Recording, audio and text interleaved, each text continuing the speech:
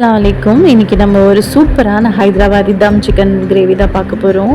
இந்த கிரேவி செய்கிறது super easy and செம்ம டேஸ்டி. ஒரே மாதிரி கிரேவி ட்ரை பண்ண போறச்சுன்னா இந்த மாதிரி ட்ரை பண்ணுங்கள்.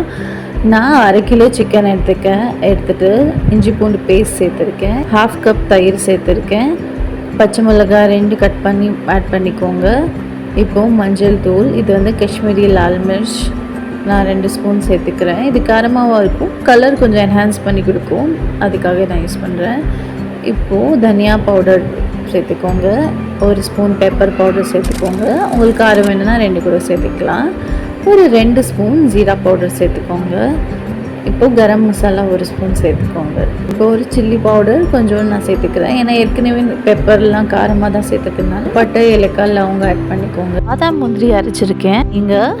என்கிட்ட டெசிகேட்டட் கோகோனட் பவுடர் இருந்துச்சு, அதையும் நான் மிக்ஸ் பண்ணி அரைச்சி இந்த மாதிரி ஊற்றிக்கிறேன். உங்ககிட்ட தேங்காய் இருந்துச்சுன்னா அதையும் நீங்கள் ஃப்ரெஷ்ஷான தேங்காவே அரைச்சி கூட பேஸ்ட்டாக ஊற்றிக்கலாம். கொத்தமல்லி புதினா தூவிட்டு தேவைக்களவு உப்பு சேர்த்துக்கிட்டு நல்லா மிக்ஸ் பண்ணிக்கோங்க. கொஞ்சோண்டு நெய் மேலே ஊற்றிக்கோங்க. நெய் இல்லைன்னா ஆப்ஷனல் தான், உங்ககிட்ட வேறு ஏதாச்சும் ரீஃபைண்ட் ஆயில் என்ன இருந்தால் நீங்கள் ஊற்றி அப்படியே மேரினேட் பண்ண வச்சுருங்க.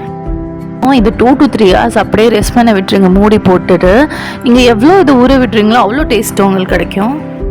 இப்போது ஏற்கனவே நான் ஆனியனை ஃப்ரை பண்ணி வச்சுருக்கேன் நல்லா ப்ரௌன் கலரில். இப்போ அதை நல்லா மேஷ் பண்ணி அதையும் ஆட் பண்ணி அதையுமே நல்லா மிக்ஸ் பண்ணிக்கலாம். இப்போ எல்லாத்தையும் சேர்த்து மிக்ஸ் பண்ணிக்கோங்க நல்லாவே. உங்கள்கிட்ட ஒரு பழைய தவா இருந்துச்சுன்னா அதை ஸ்டவ்வில் வச்சு அதுக்கு மேலே இந்த சிக்கனை வச்சுருங்க, மூடி போட்டு கவர் பண்ணிவிடுங்க.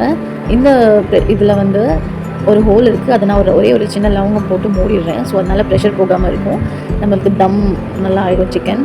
நம்ம வந்து இதை வந்து நைட்டு கூட இந்த மாதிரி மிக்ஸ் பண்ணி ஃப்ரிட்ஜில் வச்சிடலாம். காலையில் செஞ்சோன்னா வேறு லெவல் டேஸ்ட் இருக்கும்.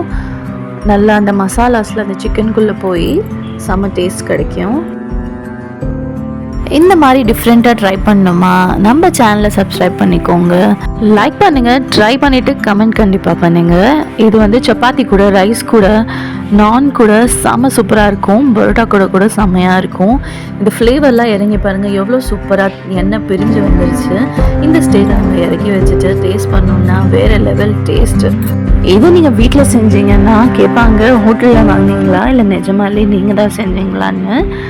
கண்டிப்பாக ஃப்ரெண்ட்ஸ் அண்ட் ஃபேமிலிக்கு ஷேர் பண்ணுங்கள். இந்த டேஸ்டியான சிக்கனை பாருங்கள் எவ்வளோ ஜூஸியாக இருக்குது. சிக்கனை பாருங்கள் எவ்வளோ சாஃப்டாக உடஞ்சிருது பாருங்கள்.